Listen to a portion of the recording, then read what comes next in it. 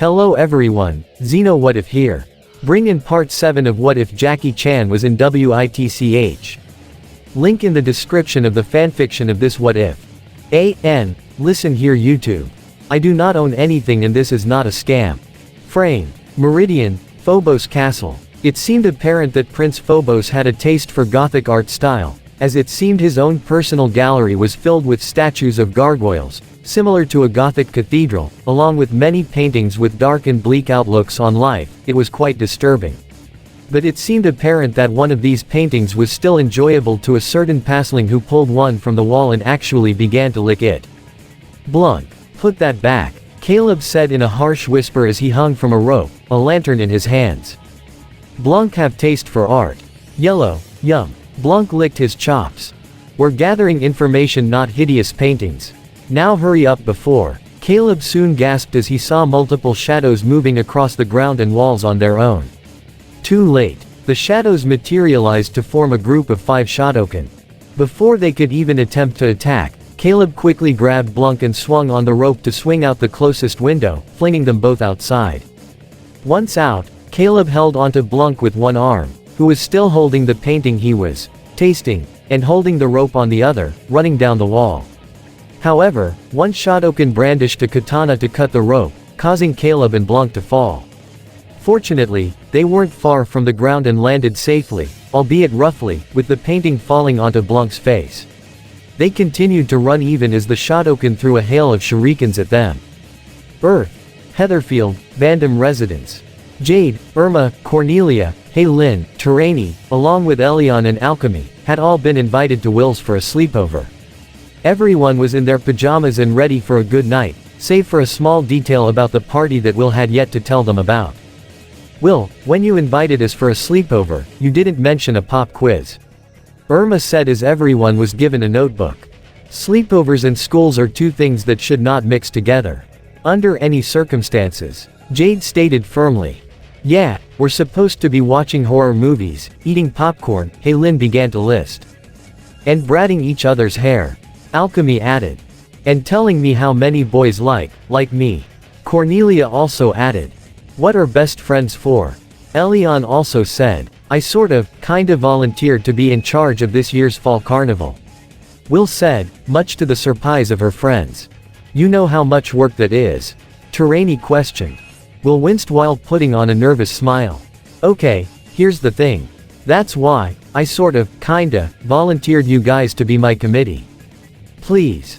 "Say what?" Jade exclaimed. "We have been sleepover jacked." Irma also exclaimed.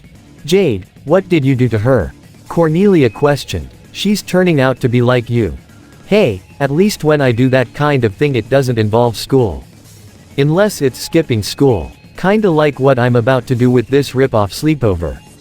Jade was already beginning to pack her things, with the other girls right behind her. "Right behind you," Alchemy said. "See ya," Haylin also said. "I'm outta here." Elion already had her bag packed. "Can we go, please?" Cornelia questioned irritably. "So outta here." Terani was also up. Will winced, having an idea that this was coming. A part of her did feel bad about doing this without their permission, but she still needed their help. She took out her cell phone. "Don't make me call uncle on you guys." That caused almost all the girls to stop in their tracks. "Oh, pulling the U-bomb on us?" Irma questioned. "That's a low blow, Will." Even Haylin didn't quite approve. "She's gonna tattle us to her uncle?" Elion asked. "No, my uncle. Everyone calls him uncle," Jade clarified. "And trust me, you do not want to get on his bad side," Cornelia added. "Guys look, I'm sorry okay. But I really need your help. I need a theme by Monday." Will tried to put on a pair of puppy dog eyes. "Please." The doorbell suddenly rang. "Pizza. At least she ordered food," Haylin said. Will shook her head and walked up to the door. "Nah, but maybe my mom ordered." She opened it only to find Martin, with his own pajamas and bunny slippers, a board game in his hands, with a pizza. A nerd. Her eyelids lowered. "Hey Irma, your boyfriend's here," Jade teased, resulting in Irma scowling as Martin walked inside the apartment. "In the time-honored tradition of Malatharios, I'll be your official pajama party crasher," Martin announced. "Pervert much?" Alchemy groaned in annoyance as everyone else was less than pleased. Martin, get your bunny slippers out of here. Don't make me call Jade's uncle. Irma stated. And you do not want him showing up here. Terani added. Ah, my PJ Passion Flower, I brought pizza and my favorite board game. Here, hold these. Martin handed the game and pizza to Irma before flashing a camera to take a picture of all the girls. Wait till the guys see this. 2 seconds later, Martin was literally thrown out of the apartment. However, the girls kept the camera, which Terani worked to delete the picture he took of them, while the others helped themselves to Martin's pizza. Not bad, Jade said, eating a slice. Will took a look at the board game. Knights, knaves, and newts. The games dweebs play, Irma explained, and they're about to play them in the school parking lot. Will exclaimed, already having her chosen theme for the carnival. The next morning, all 8 girls had gathered together at the parking lot of Sheffield Institute as Will was already envisioning the carnival. A medieval fair, get it, booths with games and olden days food. A Renaissance fair, huh, cool, I always wanted to go to one of those. Jade stated, already getting excited for it. And maybe one of those nay-pull thingies. Elion suggested. Maybe some dragon cutouts. Alchemy also suggested. Cornelia gave an excited gasp. And, who's the fairest damsel? Contest. So, we get to tie you up over a pot of boiling water. I'm cool with that, Jade exclaimed, causing Cornelia to scowl. What, you said, damsel, she teased, resulting in the other girls laughing, and Cornelia to sulk even lower. Ooh, we could put a jousting tournament over there, Irma suggested. Cause nothing says, fun, like knocking a boy off a horse with a stick. Terani said with a smirk. I was gonna suggest an epic sword fight. But that works too, Jade said. Costumes, hey Lynn exclaimed, I can design all those retro bodices and witchy wear. Liking it, Will practically sung, now to con the shop teacher into building it. Uncle's rare finds. Aiya, Uncle exclaimed as a large fire erupted from his cauldron, which was swiftly put out by Jackie with the use of a fire extinguisher, causing him, Uncle, and Toru to breath a huge sigh of relief, only for Uncle to deliver a dope slap to Toru's forehead. Ow. Toru felt his head for a minute. Uncle told you 1,000 times. 3 pairs of dried bat wings too much. Sorry sensei. Toru apologized. Uncle, is all of this really necessary? Jackie asked. I feel as though you yourself haven't gotten much sleep. There is little time to rest. Uncle replied. So long as the true heir to Meridian remains unidentified, she is still in danger from the forces of darkness. But you yourself said we cannot track her with a Kai spell. So why are we? Ow. Jackie felt a slap on his forehead as well. When did Uncle say he was making a locator spell? The old man questioned. This is a protection spell. If in the event we find out who the missing heir is, this spell will prevent those of dark nature from touching her. Toru explained. It'll be the best way to keep her safe, without directly involving her. Because there is also a risk of her being overwhelmed with shock of this revelation. Jackie saw their point. Yes, that's probably a good idea. He soon heard his cell phone ring. Hello. Jade. Oh, alright, I'll be right there. He hung up. Jade and the girls need a ride to the museum, I'll be right back. He turned around to leave. I'm really glad Jade is making more friends. Toru smiled. She's always been telling me how much trouble she had at her old school. Do not just stand there. Get cracking, Uncle stated. Good, Jade is making friends, yes. But we must be prepared to protect missing heir from forces of darkness. Meridian, Phobos Castle. Daolan Wang walked through Phobos' personal gallery as he gazed at many of the dark and bleak pieces of artwork with an amused chuckle. So young and yet so firm in darkness. The prince surely has good taste, I'll grant him that. I'm so glad you approve. Wang was startled slightly as he turned around to meet the suspicious gaze of Prince Phobos as well. My prince. He straightened himself out with a bow. Is there a reason you are here? And not in your own personal study trying to locate my sister? Phobos questioned. There is only so much I can do, Dark Prince. Wang explained. Powerful spells surround her that prevent me from locating her. As much as I hate to admit it, Cedric's current position on Earth is the best chance we have at finding her before our enemies do. Just be certain that finding her remains your top priority. Phobos reminded. You should understand by now just how much we cannot underestimate said enemies. Yes, my prince, Wang said in a small growl, tired of playing nice to Phobos. But of course, patience was among one of his strong suits, so he could endure it. He cast a gaze at a certain painting that stood out among the rest, a painting of a large town that seemed somewhat bright when compared to the other Gothic pieces of work in his gallery. Prince Phobos, is there a reason you've kept this particular painting? Phobos turned back to see the painting in question. I do not see how that is of any concern of yours.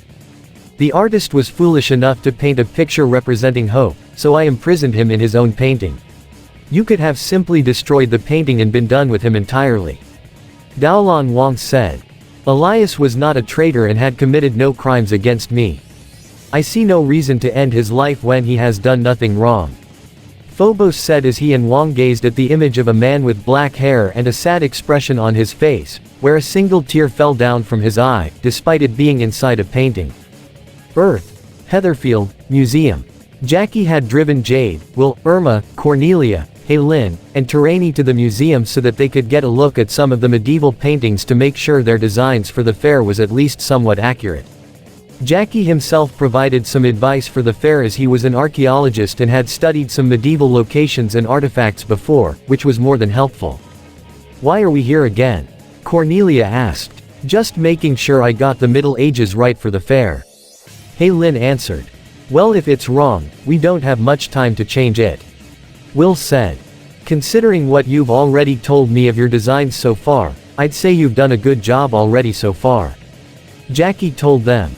We'd better. Jade said. We busted our butts putting everything together. I just hope Elion and Alchemy come through with those balloons and dragon cutouts. Irma said before her eyes widened in surprise as she looked at her watch. Oh crap, I'm late for jousting practice. She ran out as fast as she could.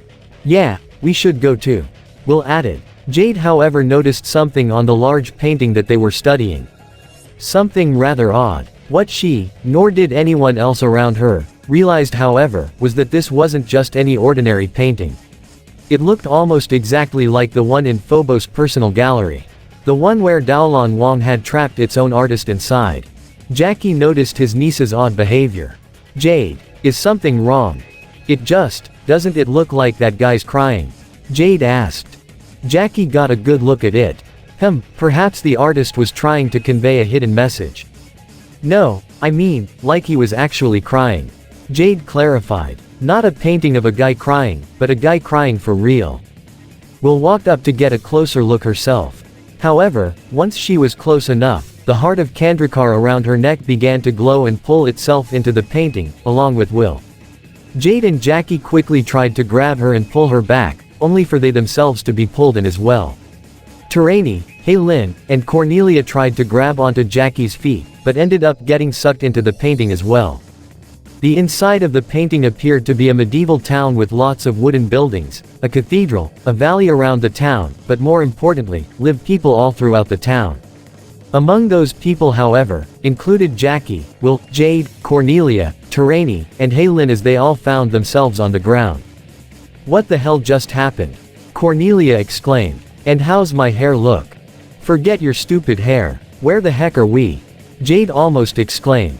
Is everyone alright? Jackie asked the girls as he was already on his feet and helping them up to their feet as well. A little dizzy, but I'm okay. Haylin shook the cobwebs out of her head. Is this Meridian or Heatherfield? Terani asked as the group looked around at their new surroundings. Will however was the first to figure it out. Neither. Guys, we're inside the painting. Irma wore a night costume as she rode a horse for jousting practice inside a large stable. Using her lance, she was able to hit the target she was using for practice with little to no trouble before pulling the horse to a stop and getting off. Hey Mr. Fordham, I'll bring Dusty back right after the tournament, she said to the owner of the horse. Manure. The man named Fordham said. What? Irma scoffed slightly. You're saying I can't win because I'm a girl. Talking about our deal. Fordham clarified. I lend you Dusty, you muck out the stalls. Irma winced. Don't you have like a crap vacuum cleaner? Meanwhile, Jackie led the 5 teenage girls through the town that served as the living painting. People seemed to go about their business almost as if they were alive, which they probably were. Trapped inside a magic painting, that's a new one. Jade said. Great, so any idea as to how we're gonna get out? Cornelia questioned. Jackie got off his cell phone. I tried to call Uncle, but I can't get a signal. Pretty sure you won't get any reception inside a magic painting, Terani assumed.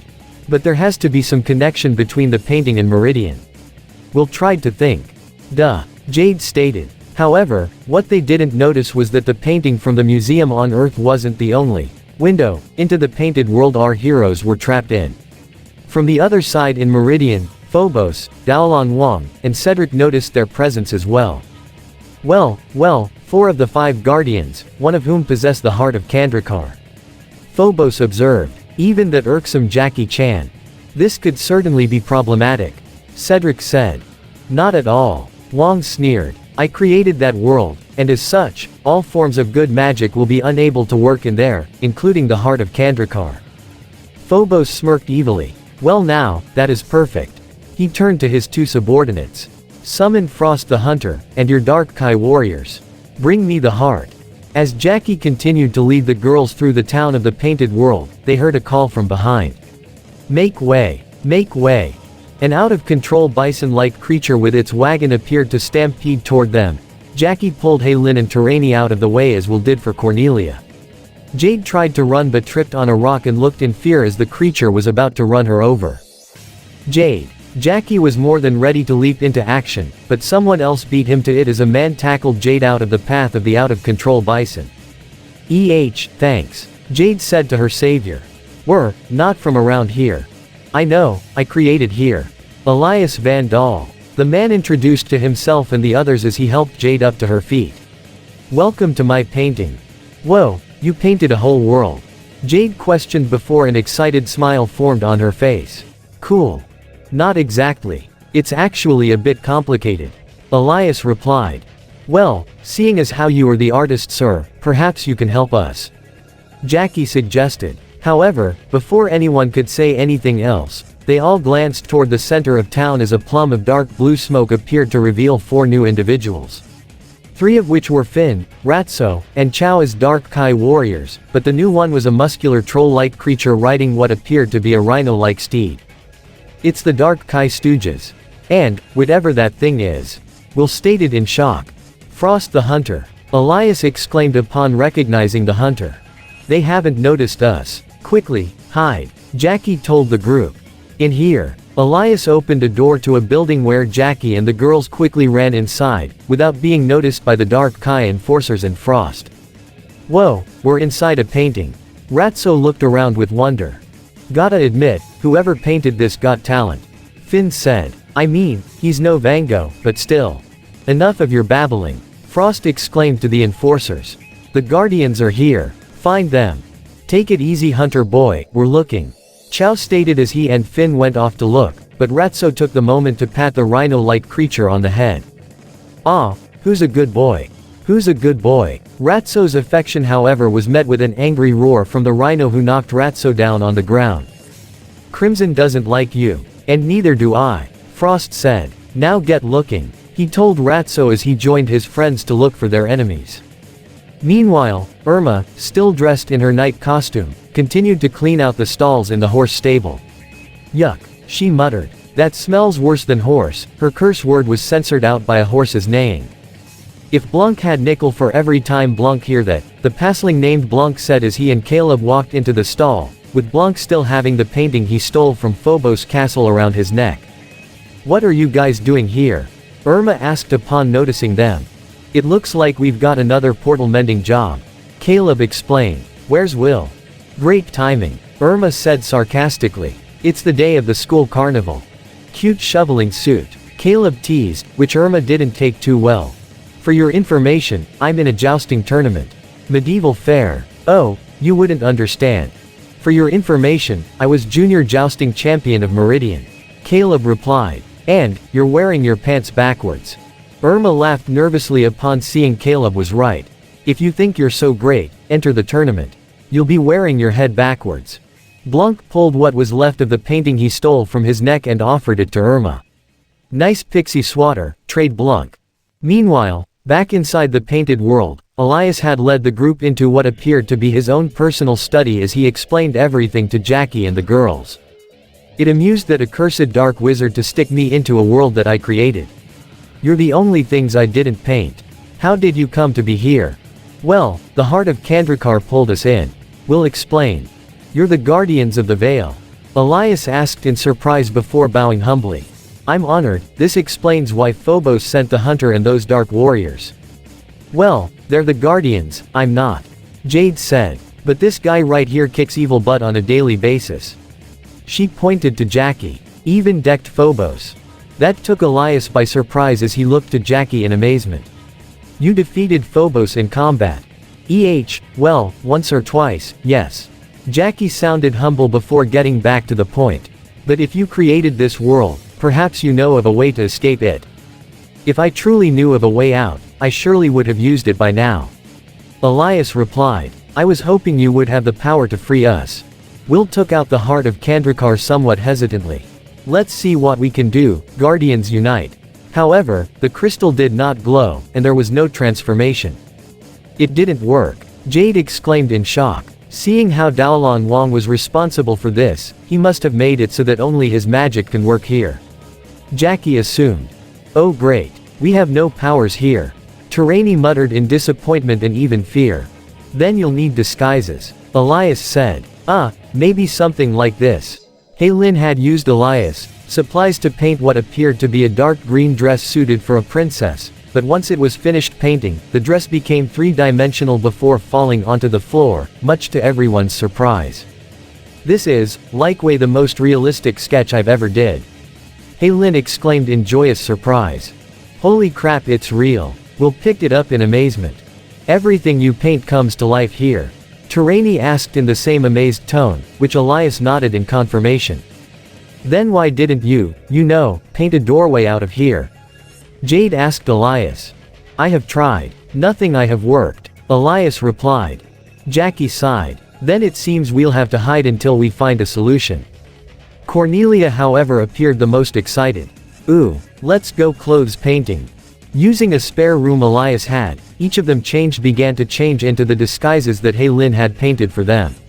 Terani wore the dark green dress that was painted first. Heylin wore one that looked near identical, only it was yellow instead of green. Jackie had a dark blue tunic and overcoat with black boots, as well as a sheathed sword. Jade wore a black robe that seemed like one for a medieval plague doctor, just without the mask. Ooh, this is so cute. Terani looked at the dress she wore. I look like the Grim Reaper. I love it. Jade exclaimed upon seeing her black robe. Jackie seemed to appreciate the disguise that he wore. Heylin, why did you give me a sword? Jackie asked as he held the sword in his hand. Because I thought it would look cool. Heylin replied excitedly. Plus, we're being hunted by bad guys so. I see your point. Jackie understood as he sheathed the sword back and Heylin went back to finishing up Will's dress, which was identical to Heylin's and Terani's, only red. Not bad, hem's a little long. Will said. No props, a little paint thinner. Heylin was able to make the necessary adjustments. Hello. The medieval supermodel is waiting. Cornelia was the only one not to have a disguise yet. Oh, and since it's me, I hope you'll spend a little extra time so my outfit's worthy. Worthy huh? Jade smirked almost evilly as she ran up to Heylin and whispered into her ear, causing Heylin to snicker back as she got the idea. Earth. Sheffield parking lot. The fair was in mid-construction, with Martin dressed up like a medieval minstrel with a lute and practicing it with a song, which was rather terrible. Martin, where's Will? Irma asked him urgently, as they still had that portal mending job to do. Alas, the maid you seek, my dear, has near this morn appeared. Martin sung, only for the irritated Irma to cover his mouth. One more note, you eat the lute. She warned. Irma. She turned around in surprise to see Toru approaching her. I can't seem to find Jackie or Jade. I have tried to call them, but I've had no response. Now Irma was starting to look worried. Yeah, Will and the others aren't calling back either. I got a bad feeling about this. Where did you see them last? Toru asked. The museum. Come on. She led the large sumo away from the carnival in mid-construction, right past Elion and Alchemy as they brought in their respective assigned decorations. Meanwhile, back in the painted world, Elias led the disguised group of heroes throughout the town. And while each of them wore their respective outfits, Cornelia's disguise happened to be that of a court jester with green and blue patterns, complete with a hat as well. Jade, Heylin, and Terani all laughed at her expense. "See, told ya you'd make a good jester. You're making everyone laugh." Jade laughed with everyone else, save for Jackie, and Cornelia herself as she scowled. "Oh, ha ha," the blonde muttered sarcastically. "Very funny, just see if I let you date any of my rejects." "Quiet down, all of you," Jackie told the girls. "We cannot afford to draw too much attention." "Too late for that," Will exclaimed in surprise as she turned around to see Frost on his rhino steed, Crimson, coming from around the corner. With Finn, Ratso, and Chow appearing in dark blue smoke in front of them. "We're surrounded," Elias exclaimed as Jackie quickly drew his sword, ready to take them all on. "Got that right," Finn said. "Now give us that heart thing and no one gets hurt. You would be wise to heed that warning." Frost added. "In this world, you have no power." Will looked around and spotted a nearby pitchfork. "We might not have any magic." She quickly picked up the makeshift weapon and spun it around. "But we still got our training."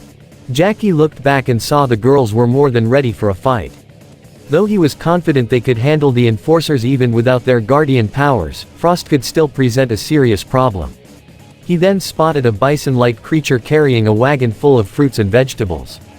He quickly ran and mounted the creature. "Sorry. I will return this later, thank you."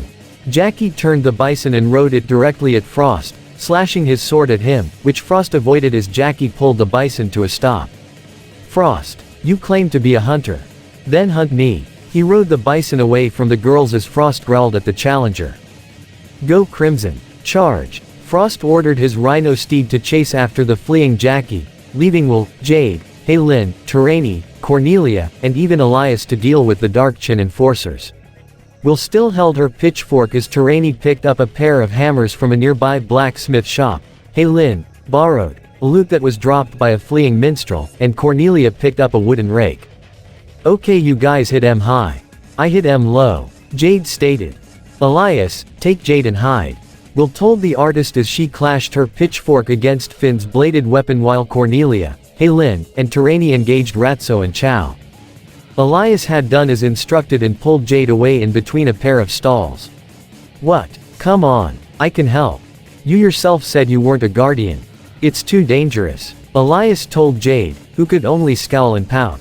Jackie rode his borrowed bison steed through the streets, turning around the corner, with Frost and Crimson right on his tail.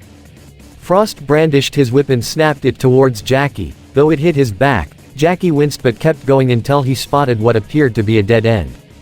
Jackie pulled on the horns of his bison steed to turn it around and charge straight at Frost and Crimson. Frost attempted to snap his whip again, but Jackie drew his sword to not only cut the whip, but even cut at the saddle on Crimson's side to send Frost sliding and falling off before skidding on the ground.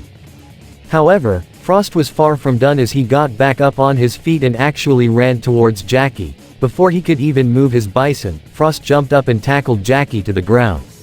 But Jackie pulled back both his feet and kicked Frost off of him, but before Jackie could even think about fighting back, Crimson charged at Jackie, prompting him to run away from the charging rhino.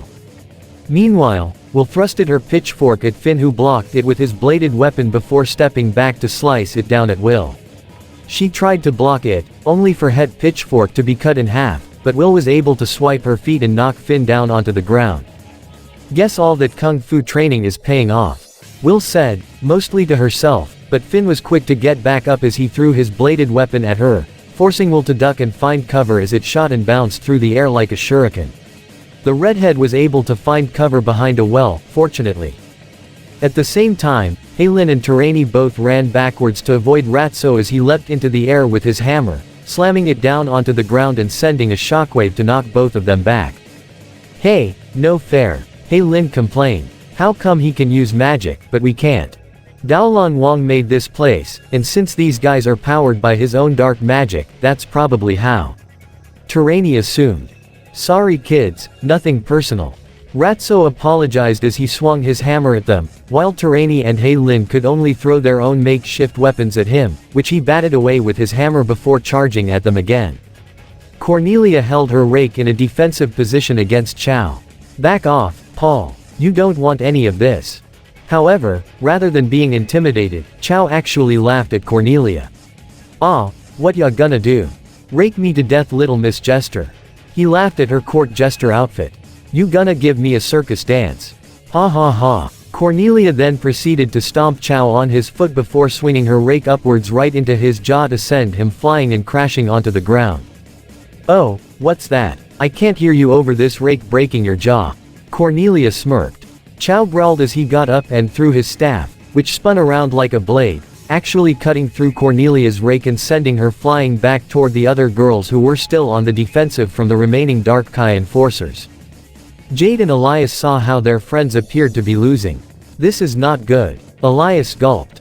However, Jade happened to spot the sacks of paint that Elias carried with him when she got an idea. "Hey, I'm just gonna borrow this real quick." She snatched some paint away and began to paint something she hoped would turn the fight in their favor. Jackie, meanwhile, continued to run from Frost as he remounted Crimson and ended up cornered along with Will, Cornelia, Terani, and Hei Lin, surrounded by the Hunter and the 3 Dark Kai enforcers. "This is the end for you." Frost glared at the heroes. "Any final words?" "I got some," Jade stated as she happened to brandish a large rocket launcher on her shoulder. "Say hello to my little friend." She shot a rocket at the villains, which exploded at the ground underneath them. Though the Dark Kai enforcers were obliterated, Frost and Crimson were sent flying into a nearby building. "Jade!" Jackie exclaimed as all the girls' jaws dropped. "What?" Jade shrugged. Did you seriously just paint a bazooka?" Will exclaimed. "Hey, it worked, didn't it?"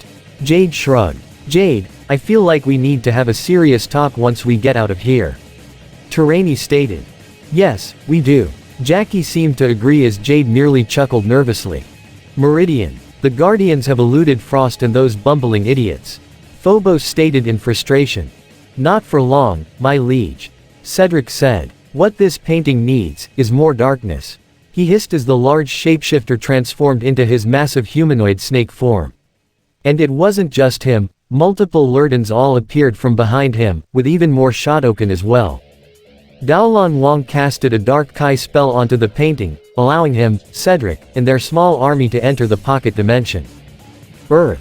Meanwhile, at the museum, Irma and Toru continued to search for their friends, not just because of the portal or the carnival, but because now they were really getting worried. "Will, Jackie, Jade, anyone?" Irma called as she ran throughout the museum. Toru spotted a small boy looking curiously at a certain painting and walked toward him. "Can you turn up the TV?" the boy asked Toru, who could only gasp as he saw the moving painting. He saw Will, Jade, Jackie, Hei Lin, Cornelia, Terani, and Elias all running for their lives from the small army consisting of Cedric, Daolan Wang, the Dark Kai enforcers, Frost and Crimson, Lurdans and Shotokan. Irma saw what Toru was looking at and gasped in fright as well. "Oh no." Toru immediately picked up his cell phone and made a call. "Captain Black, we have a situation." Inside the painted world, the heroes all managed to make some considerable distance from the enemy army via some scooters that Hei Lin painted for all of them, save for Jackie who had his own motorcycle with Jade riding on it with her uncle. They had already made it to a river bank where their vehicles couldn't carry them anymore. "Painting scooters and motorcycles is a good idea, Cornelia," Jackie told the blonde. "How did Elias luck out?" Jade asked Hei Lin as they saw Elias catching up with them via a simple bicycle. "It's the man's first bike. I wanted him to cruise in style," Hei Lin answered. "Where'd you paint the brakes?" Elias practically screamed as he crashed into the river. Jackie was quick to help him up to his feet, however. How are you at painting boats?" Cornelia asked Hei Lin as that was probably their only means of transportation right now. "I don't think we got time for a whole boat," Terani exclaimed as she pointed up the hill to see Wang, Cedric, and their forces already catching up to them. "Jade, what are you waiting for? Use your bazooka," Cornelia exclaimed. Didn't paint any extra ammo." Jade winced, much to the girls' dismay. "Are you kidding?" Cornelia practically screamed. "Girls, you help Hei Lin and Elias paint our escape. I will run interference," Jackie said as he drew his sword and was ready to charge at the enemy army. "Hang on, I can help you." Will was ready to help. Help them. Jackie pointed to their friends as he already ran up the hill to meet the enemy. With no time to question, the girls all joined Haylin and Elias as they helped to paint a raft. The first enemies to meet Jackie were a group of Shotokan, which he slashed and hacked at with his sword. Any Shotokan that met his blade was instantly disintegrated, but the sheer number of them kept Jackie on the defensive as one of them knocked the blade out of Jackie's hands, forcing him to defend himself with hand-to-hand combat, which only became more difficult as the Dark Chin enforcers and Lurdans were already on him as well. Jackie's in trouble, Jade exclaimed. Painting as fast as we can, Haylin exclaimed as they were almost done with the raft. Seeing how Haylin could make the final touches on her own, Jade, Will, Terani, and Cornelia all looked to each other and nodded before running in to help Jackie. Jackie had his hands pinned behind his back by a pair of Shotokan as he was surrounded by many more and several Lurdans. One Lurdan lifted its axe to finish him off. However, before he could take the final swing, he was stopped with a flying kick from Jade who knocked it down. Will and Terani came in to knock the Shotokan off Jackie as Cornelia grabbed the axe dropped by the Lurdan Jade kicked down to cut down two approaching Shotokan. Guys, raft is ready. Let's go. Haylin called to them as the group turned around to run and board the raft as Haylin also painted a motor at the end, which Jackie started, allowing the group to escape down the river just as the villains made it to the bank. Earth. Multiple police and Section 13 vehicles had the museum cornered off as all the patrons and employees were evacuated from the building, leaving only Section 13 agents, personally led by Captain Black, as well as Irma and Toru, even Uncle, Caleb, and Blanc whom Section 13 agents picked up once they got the call that magic would be involved. So, they're inside the painting? Captain Black asked in surprise. Yeah, along with Cedric, Wong, and their goon squad. Irma stated. Uh-oh, so many bad guys. Blanc observed. I've seen this painting, Caleb said. We can go in through the other side. Other side? Toru asked. Where? In Meridian, we just need to, ow. Caleb felt his forehead where Uncle delivered his dope slap. We do not have time to sneak into Evil Castle and find painting. Uncle protested. We must work now. But how come they haven't transformed yet? Irma questioned. Will should have guardianed everyone up by now. Uncle began to think for a moment as he pulled out a dried lizard and blasted a burst of green Kai magic, which appeared to dissipate once it made contact with the painting that was surrounded by a dark blue aura. Dark magic. Uncle realized. This is the work of Daolon Wang. All good magic that enters the painting will be unable to work. Not even the heart of Kandrakar. Caleb exclaimed. Well, how are we supposed to get them out? Irma questioned in a panic. We need the tiger talisman. Uncle deduced. Right here, mi compadre. Captain Black presented a steel briefcase, which he opened to reveal all 12 talismans. You carry the talismans with you? Irma asked. Only when I hear you guys call. Captain Black answered. If it involves magic, these could probably serve as backup. Sensei, what did you mean when you said how the tiger talisman can help? Toru asked. The power of the tiger represents balance, yin and yang. Uncle explained. But it also has the power to separate light and dark into two separate entities. If the tiger talisman makes contact with this world of magic, it will separate all that is good from all that is evil, freeing Jackie, Jade, and the Guardians from this imprisonment. Well, why didn't you just say so? Irma questioned as she immediately grabbed the tiger talisman and placed it on the painting. Talisman power, go. However, nothing happened. It didn't work. Ow. Of course, it did not work. Uncle stated after delivering his dope slap to the girl. The painting is merely a window. Talisman must make contact with the painted world itself. But you said all other forms of magic won't work in there. Caleb stated. That is why magic must defeat magic. Uncle stated. Toru, you will prepare a spell that will allow the talisman's powers to work in painted world. That took the sumo by surprise. Me. Why can't you cast the spell, sensei? I must prepare separate spell that will allow us to enter painted world. Uncle stated. We must hurry or else our friends will be lost to the forces of darkness. Caleb, Irma, help Toru. You heard the old man, let's get to work. Caleb told Toru as he gulped, but Irma put a hand on his arm. Don't worry Big T, we got your back. Irma assured, which seemed to help ease some of Toru's stress a bit. Is there any way I can help? Captain Black offered. Yes. Keep passing from licking museum property. Uncle pointed to Blanc, who was licking a painting on the other side of the hall.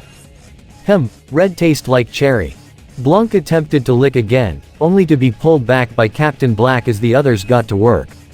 Meanwhile, back in the painted world, the group of heroes continued to ride the raft with the motor in the river as the massive swarm of enemies continued to chase after them along the side. Though the heroes had made some considerable distance, it was not the time to let their guard down. Daolan Wang rode on the shoulders of Ratso, much to the Dark Kai enforcer's exhaustion, though Wang himself was growing frustrated with this continued chase, so with a wave of his scepter, Wang had summoned a large, dark-scaled, winged serpent monster, which flew toward the raft. Guys! Incoming monster! Jade warned the group. However, Jackie got an idea as he saw some paint thinner in one of Elias' sacks. He grabbed the sack and threw it with near-perfect accuracy at the monster, which erased the head and most of the right wing of the monster, killing it as the remains fell into the river. Nice aim, Hei Lin said with a relieved smile. Thank you. Jackie nodded. I just hope you painted the gas tank full. Terani said to Hei Lin. I think we're gonna run out of river first. Will stated as they all turned to see the end of the painting itself and just a white void in front of them, forcing the boat to stop. Quick paint. Paint like the wind. Paint like your life depends on it. Jade exclaimed in a worried tone of voice. Which it totally does. We're painting. We're painting. Hei Lin exclaimed as she and Elias tried to paint a continuation of the river. Well, paint faster. 'Cause the forces of darkness are right on our heels. Cornelia exclaimed as they saw their enemy getting ever closer. Fortunately, Hei Lin and Elias had finished painting a newer landscape. Go! Go! Go! Jackie exclaimed as Will activated the motor, allowing the raft to sail into the landscape, while avoiding the arrows and shurikens thrown and shot at them by Lurdens and Shotokan respectively. Finn, Ratso, and Chow had to stop a moment to catch their breath. Gotta admit, kids got skills, Finn said in between breaths. Yeah, she'd be a pretty good artist someday, Ratso complimented, also in between breaths. Do not stop, fools. Keep moving, Wang exclaimed. Okay, give us a minute. Chow replied. If we do not get that crystal, Phobos will have each of your hides. Cedric hissed at the Dark Kai enforcers, giving them the necessary motivation to keep going forward. Back in the museum, on Earth, Uncle was making the final preparations to the Kai spell that would enable them to enter the painted world as he put the necessary ingredients into his cauldron, which bubbled with green liquid. Uncle is almost ready. How is Toru's spell? He asked. We're working on it, Caleb stated as he and Irma helped Toru, who was reading his own spell book with his own cauldron filled with green liquid right in front of him. 1 pair of dried bat wings. Toru read the recipe aloud. Check, Irma said as she put in said pair of bat wings into the cauldron. And I do not even wanna know how you guys got this stuff. 1 cedar leaf. Toru listed the next ingredient. Check, Caleb put the leaf into the cauldron as well. 3 spines of urchins. Toru continued. 3 spines. Uncle questioned. Do you want talismans to explode? But the spell book says. Book is only a guide. Uncle stated to his apprentice. Good Kai wizard makes spell his own. This only seemed to make Toru even more nervous. Well, whatever you do, you better hurry. Looks like they're heading for a dead end. Captain Black said as the group saw the predicament their friends were in inside the painting. The raft reached the end of the river, much to the worry of the heroes. We need blue paint, Cornelia exclaimed. Can you sail in tar? 'Cause this is all I got left. Hei Lin said as they only had black paint left. No time, we need to keep moving. Jackie stated as they turned around to see Daolan Wang, Cedric, Frost and Crimson, Finn, Ratso, and Chow, along with the Lurdens and Shotokan already catching up with them. The group ran up the nearest hill, with the army of villains right behind them. Even Cedric destroyed the raft with his massive tail to ensure they had no means of escaping. What can we make out of black? Cornelia questioned as it was their only color left. Another bazooka, Will offered. We may not have enough time. Jackie stated. Jade suddenly got an idea. Hey Lin, how about we go bowling for bad guys? Right behind ya, Jade. She tossed her friend an extra paintbrush as the two quickly worked to paint massive bowling balls which Will, Cornelia, and Elias quickly began to push down. This forced the villains back relatively easily, particularly the Lurdans and Dark Chin enforcers. However, the Shotokan were able to leap over the bowling balls, but before they could get the drop on the heroes, Jackie leapt to meet them in the air and deliver multiple punches and kicks to knock them down. However, it wasn't long before they ran out of black paint too. "That's it. We're out of ammo," Jade stated as the group backed up, the enemy army closing in on them. They had no choice but to run, however, they didn't run very far before they came before the end of the painting once more, in the form of a cliff with a bottomless white abyss below. There was no place to escape to, and no more paint to make an escape with. "Dead end," Cornelia said in a worried sigh. Emphasis on dead. Terani gulped as all the villains had managed to catch up to them. "Sorry guys, looks like it's the end of the line," Finn said. "Look, you know how much we care about you guys, but Phobos really wants that crystal thing," Chow said, almost in a sorrowful tone. "So just hand it over and we'll let you all go," Ratso offered. Jackie stepped protectively in front of the girls and Elias.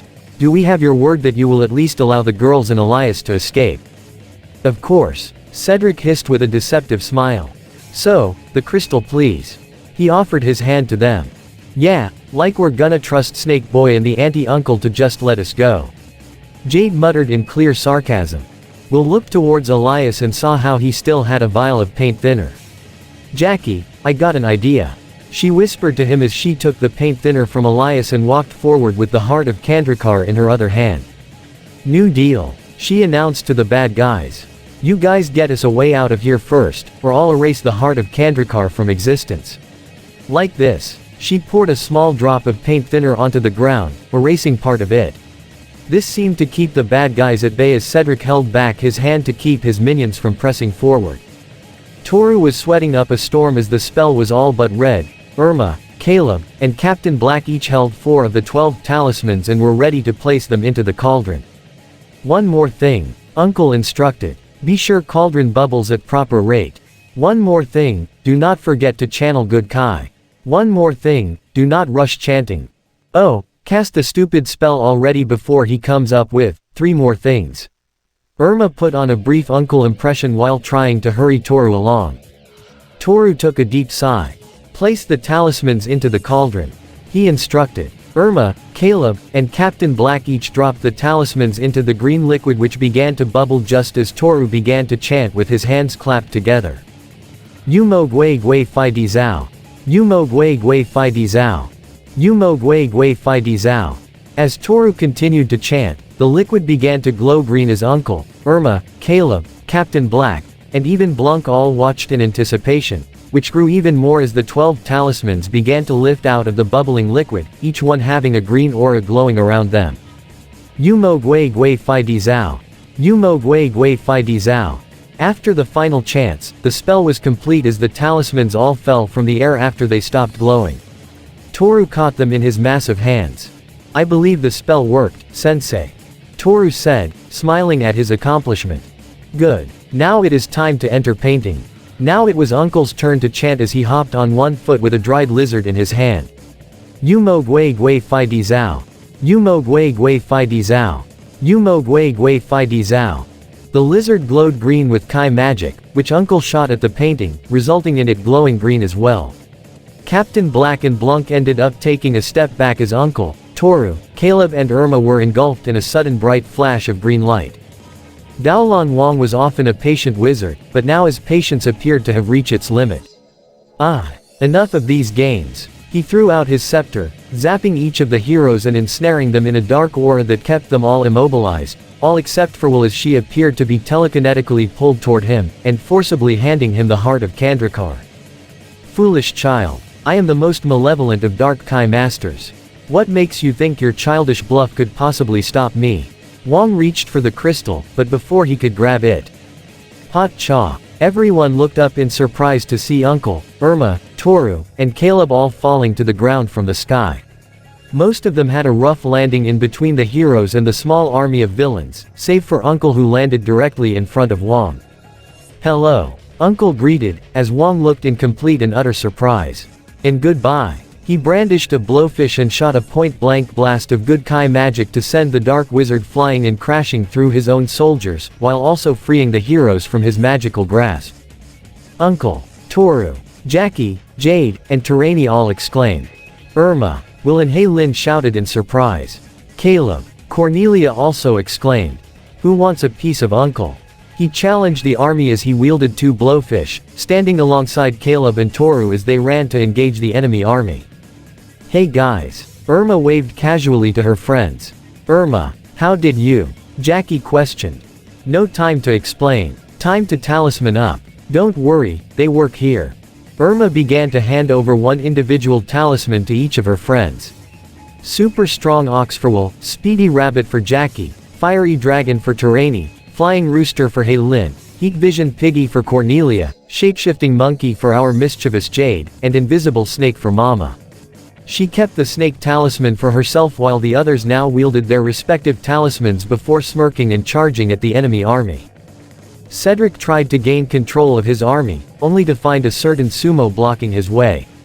You! He hissed at Toru, who glared back as he cracked his knuckles before waving his hand to bring it on.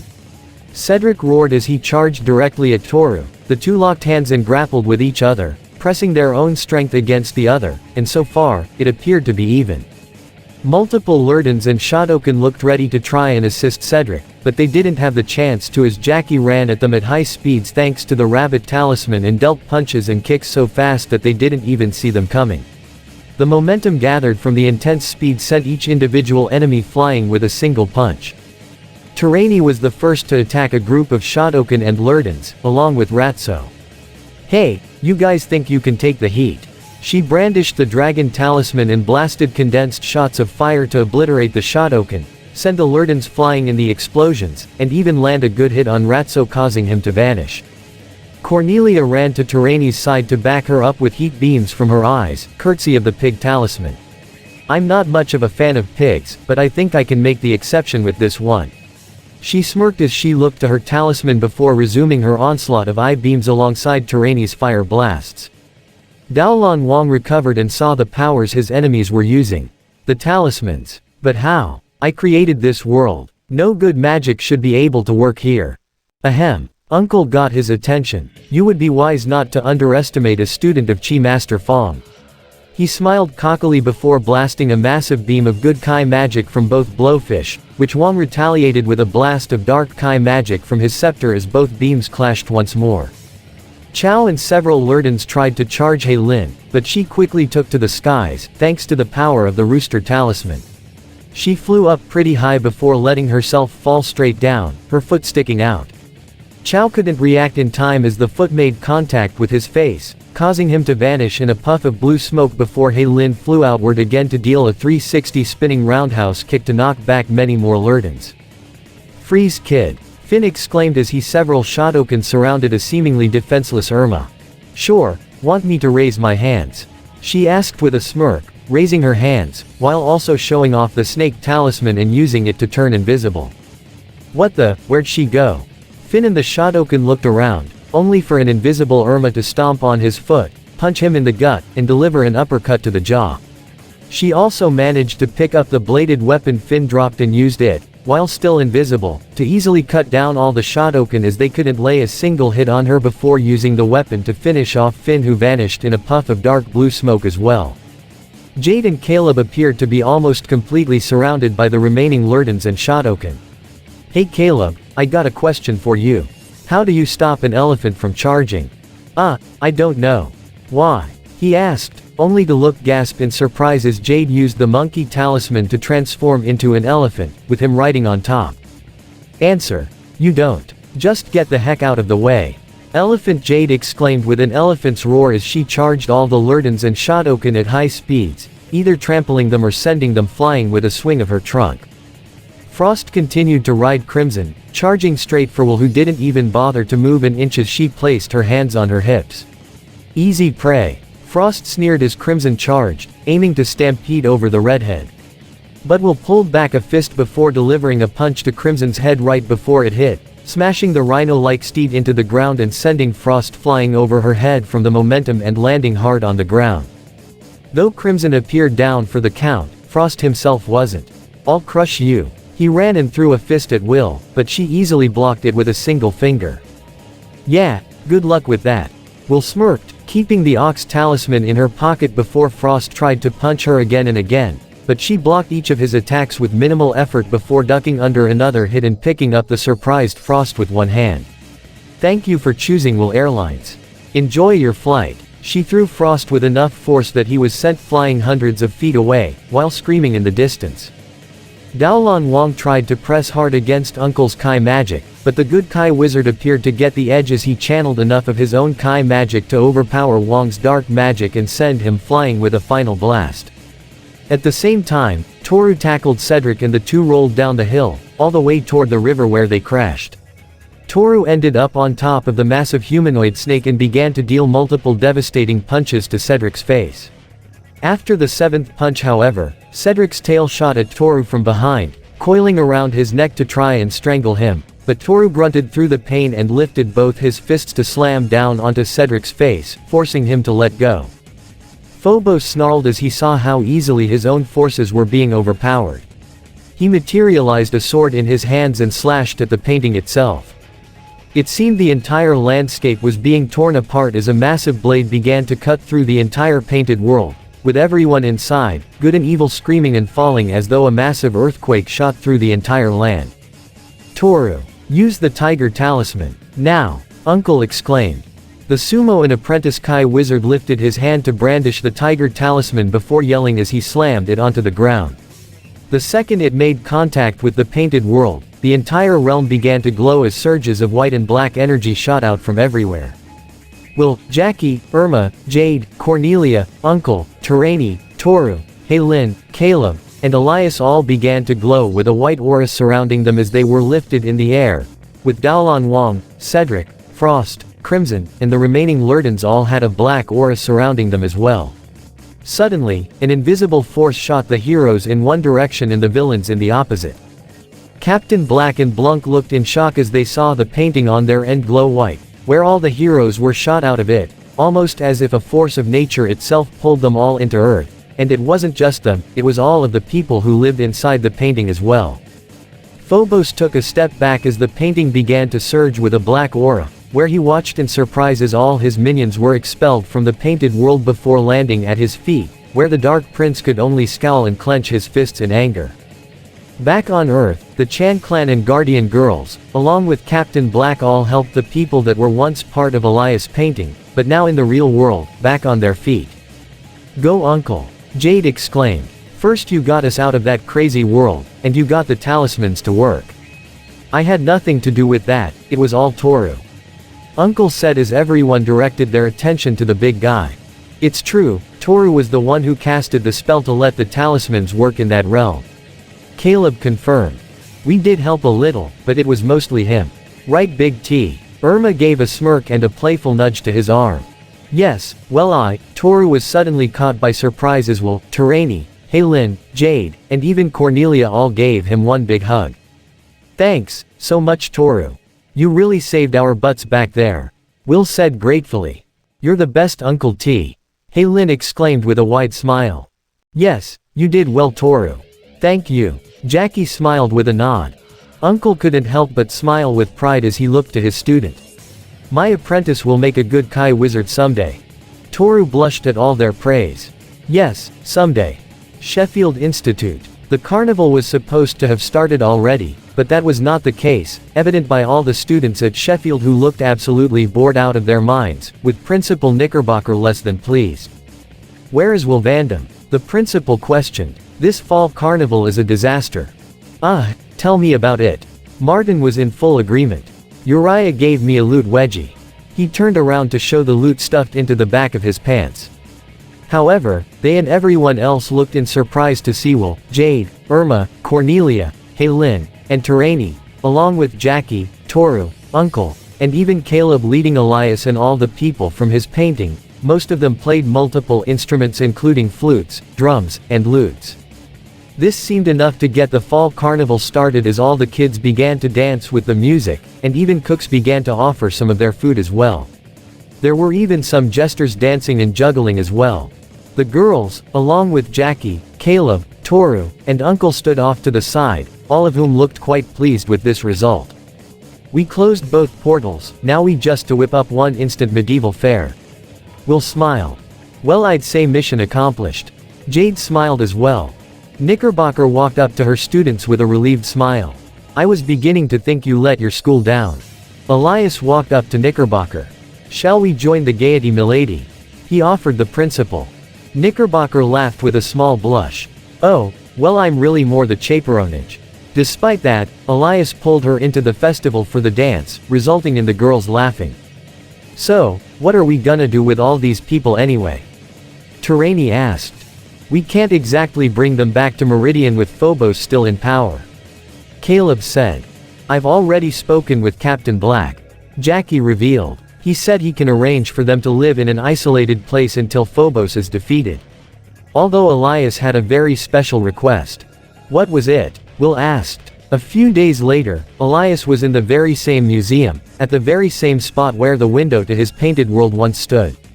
Only now it was a real painting without any magic involved. Section 13 had supplied him a new identity as he chose to live in Heatherfield until Meridian was freed from the forces of darkness, where he would work at the museum. Right now, he was currently giving a tour to some guests. And here, we have a recently restored masterpiece by that brilliant, but underappreciated, artist, Elias Van Dahl. What's with the bike and the bowling balls? One kid asked upon seeing some of those in the painting. Elias chuckled somewhat nervously as he kneeled down to pat the boy on the head. Moving on. As he led the group away from the painting, nobody appeared to notice something that would have stuck out in the painting. Something well hidden, amongst the crowd of people. It was a young girl, around the age of 13, and for some reason, she bore a striking resemblance to the girl named Elion Brown. The star of Threb, the volcano of Threb, or at least what's left of it, had been completely gutted, to put it mildly, after the volcano itself had been rendered extinct many years ago. Now the only activity occurring there was a Lurden mining operation. Their prince had ordered them to locate something of incredible value hidden in this extinct volcano. Something that could help him locate his sister. One would say, however, that this was a fool's errand because the only proof of this item's existence was mere stories, probably to keep it from falling into the wrong hands. But even if this item didn't truly exist, the mineral known as 3-byte could still serve him, so either way, Phobos would benefit from this operation. The Lurdens continued to dig and chip away at the inside of the volcano, pulling out large rocks to be broken where the mineral 3-byte was extracted and separated from the stone. However, one Lurden struck a wall with his pickaxe, but as he did, a bright green glow shined, getting the attention of every Lurden in the mine. The source of the glow was a 7-pointed stone star that glowed green. This was it. This is what Phobos had ordered them to find. And they had succeeded. Earth. Uncle's rare finds. Uncle read the contents of the spell book carefully as he relayed the instructions to his nephew, great-niece, apprentice, and even a certain rebel assisting them. 3 nude eyeballs. Uncle instructed. Check. Toru poured a vial of 3 nude eyeballs into a cauldron of bubbling green liquid. Dried hair of Chinese fox. Uncle continued to read. Check. Jackie pulled out some of the aforementioned hair before dropping it into the cauldron. 3 quarts of eel saliva. Uncle said. Jade held a vial of the contents. Where do you even get eel saliva? Have the old man pull his tongue out of his mouth and wring out the spit. Caleb joked. Ow. He rubbed his forehead where Uncle delivered his titular dope slap. Does Rebel want to protect missing heir from forces of darkness? Yes. Then do what Uncle tells you. Uncle exclaimed. Jade poured the final ingredient into the cauldron, where there was a bright flash of light before a small plum of green smoke lifted from the stabilized liquid. The spell is complete, Uncle said. Once the heir drinks it, she will be protected by any and all forces who wish to do her harm. Yes, but this spell won't do us much good if we can't find the heir. Toru said. After our attempt at a locator spell with Phobos' hair failed, I had it sent to Section 13 to see if Captain Black could find any matches. Jackie revealed. However, we still need access to the heir's DNA for confirmation. What's DNA? Caleb asked. It's like a piece of someone. Jade explained. Like a hair, fingernail, or a drop of blood. And since our missing person is Phobos' sister, they should have similar DNA. Yes, but we are still no closer to finding her. Jackie said. However, a foul stench filled the air, causing everyone to pinch their noses in disgust. Ah, Uncle. If you're gonna make a spell that smells like crap, you could at least warn us. Jade complained. Uncle's spell not source of smell. The old man replied. It smells worse than rotten fish. Toru waved a hand in front of his face. Caleb scowled in annoyance. I know that smell. It's dirty, it's vile. They followed the stench outside the back door toward a back alley behind the shop. The source of the stench was coming from a dumpster right behind the door, with the contents inside shifting as if something was alive inside. It didn't take a genius to figure out who it was. It's Blunk. Blunk came out of the pile of garbage with a friendly smile. Blunk knew Pad Groovy, huh? I think you mean, gravy. Jade waved a hand in front of her face to block out the stench. You smell worse than demon breath. Thank you. Blunk tries. Blunk poured some rotten gravy over his body while pulling out an old cell phone. Flip-flop tongue scrapper. He literally scraped the old phone on his tongue. Blunk, we're incredibly busy. Jackie said. And it's difficult to concentrate with your, he tried to sound sincere, but Uncle beat him to it with a blunt statement. Passlings smell terrible. Take a bath, Uncle stated. Blunk looked in horror at the mention of that word, bath bad. He hid in the garbage. No, soapy water bath good. Caleb told him in annoyance. Stinky stink, bad. He tried to pull Blunk out, but he seemed too deep. Toru motioned for Caleb to step aside as he actually lifted the dumpster up, flipped it, and shook it, causing all the garbage and Blunk to fall out. Ah! Blunk screamed upon being found out. He desperately pulled out an old fish. Give Toru free treasure. Old fish. He threw it at Toru's face and quickly made a break for it, much to everyone's disgust as Toru fell flat on his back. The group helped the sumo back on his feet as he rubbed the grime from his face. I hate fish. Pretty sure everybody hates rotten fish. Jade commented. Uncle, please tell me you have a spell that can clean him. Jackie hopped. Magic must defeat magic, not smelly passling, Uncle stated. The next day, Sheffield Institute. Hey, don't forget guys, practice today by the river. Will told the other girls, including Jade, as she put her stuff away in her locker. Before we get into all the cool magic stuff, I need you guys' help. Jade said. With your hair, makeup, and fashion sense.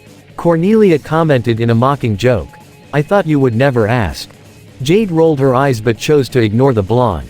Blunk's been hopping from dumpster to dumpster all across the city. He's stinking up our shop worse than Uncle's garlic breath. He even stopped by my restaurant one time. Hey, Lynn pointed out. And my mom and dad have the health inspector coming. So, we got a common enemy them. Jade said. As much as I love the old toad, he needs a serious bath. He's willing to take a bath. Terani asked. Jade scoffed. About as much as Uncle is willing to admit he's wrong about something. Yeah, this sounds serious. Irma got the message. Okay, we'll do it before practice. Will said. Cornelia groaned. Why can't we have regular problems? Like, are my shoes so retro they're not cool? Just plain old. No. We have to give a sponge bath to a barf toad. As much as he stinks, it could still be worse. Jade said. How? Cornelia questioned. Try clipping Shendu's oversized toenails. Jade shivered. I still get nightmares about demonic toe jam. The other girls cringed in disgust. Thanks, so much for that image, Jade. Irma said sarcastically. Meridian, Phobos' throne room. The Dark Prince himself held recently excavated the seven-pointed star in his hands. The Star of Threb. Are you certain? Cedric hissed in wonder. I can sense the magic of the mage. Daolan Wang said, as well as the residual energy similar to that of the heart of Kandrakar. Without a doubt, that is the star. Indeed. Phobos agreed. After a decade of searching, the star will bring my sister to me. However, though Phobos wouldn't say it aloud, there was some reluctance upon using it. This was the same artifact that saved his mother's life back when she was still a child. However, given the persistence of Jackie Chan and the Guardians, as well as the resources they have on Earth, it was the only way for him to find his sister. And he will use it. Earth, Heatherfield. Blanc continued to scavenge through piles of trash and filth, looking for whatever treasures he could trade, while also deeply enjoying the filth he was practically swimming through. However, he looked in surprise to see the 6 girls on the other side of the alleyway. Will, Jade, and Irma held large brushes in their hands as Terani, Cornelia, and Haylin carried buckets of soap water. Bath time, Blanc. Jade smirked as she wore a pair of sunglasses. Without warning, the 6 girls charged at the smelly passling. Haylin, Cornelia, and Terani threw the soap water over him as Jade, Will, and Irma tried to scrub him down. However, Blanc's head stuck out of the soap bubbles as he somehow wore a diver's suit, complete with a snorkeler and goggles. Is that a wet suit? Will questioned in surprise and annoyance. Or trash bag suit? Blanc said, as his body was protected from the cleanliness the girls were trying to force on him. He then rushed past the girls upon seeing a garbage truck. Bye-bye. Before they could even react, he dove into the dumpster the garbage truck was collecting and dumped back into the even bigger pile of garbage as the truck drove off. That guy's more slippery than Jade, Cornelia stated. And that's saying something, Jade herself commented, not denying Cornelia's comment. He's heading for the river, Will stated as they saw the garbage truck heading in that direction.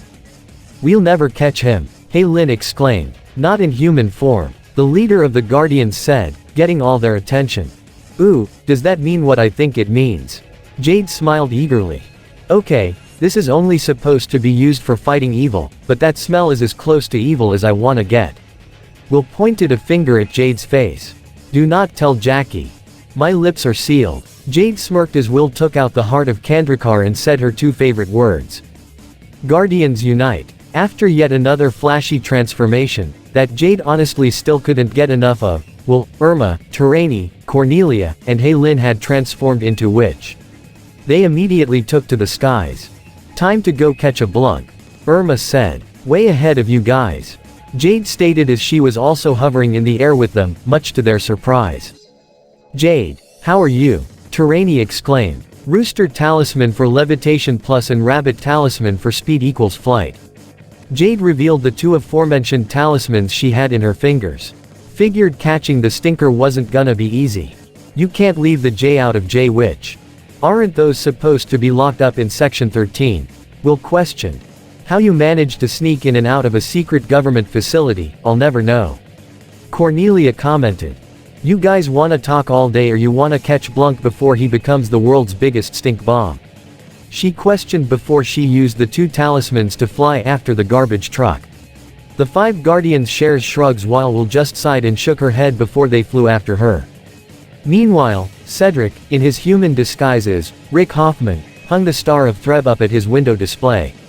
One would assume it was a simple decoration, but truthfully, it carried a much more sinister purpose.